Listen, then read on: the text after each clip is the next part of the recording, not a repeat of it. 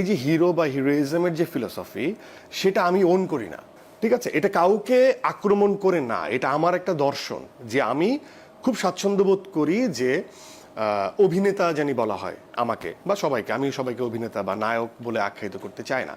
এখানে কেউ যদি অফেন্ডেড ফিল করে, এই উদ্দেশ্যটা কাউকে উদ্দেশ্য প্রণীতভাবে বলা না, আমি ওই টার্মটার কথা বলছি।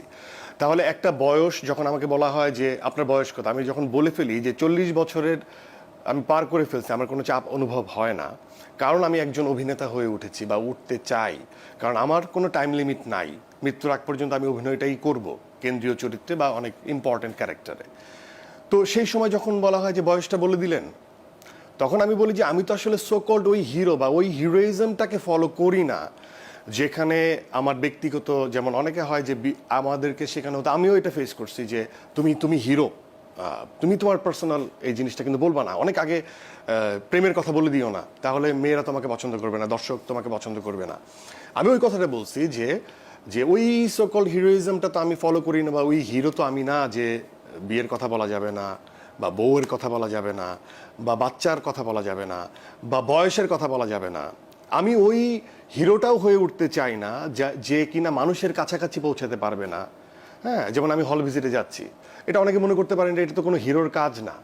এখন আমি যে পর্দা থেকে বেড়ে উঠছি, ছোট পর্দা হোক, আমি সবসময় মানুষের কাছে যে মানুষের কষ্টের কথা শুনেছি, কারণ আমার অভিনয়টা আমার অবজারভেশন থেকে আসে।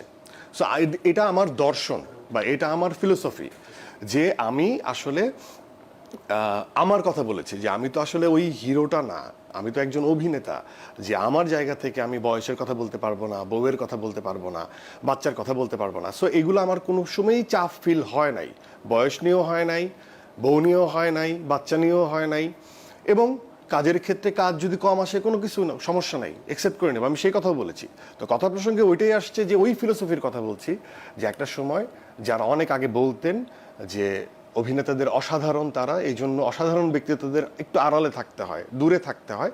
বাট আমি নিউ জেনারেশন, আমি এই যুগের যে অভিনেতা, আমি এই ফিলোসফি, ওই ফিলোসফিটাকে আমি মেনটেন করতে চাই না। আমার দর্শন হচ্ছে যে আমি যদি একটা সিনেমা করি বা আমি যদি একটা কন্টেন্টে কাজ করি, আমি দর্শকের সাথে ইন্টারাকশন করতে চাই, এবং আমার কাজগুলো যখন আমি করি তখন আমি আসলে সেই চরিত্রগুলো, সমাজের সেই চরিত্রগুলোর সাথে আমি আড্ডা দিতে চাই, কথা বলতে চাই। সো আমাকে অনেক গ্রাউন্ডে থাকতে হবে এবং আমার বন্ধুত্ব করতে হবে।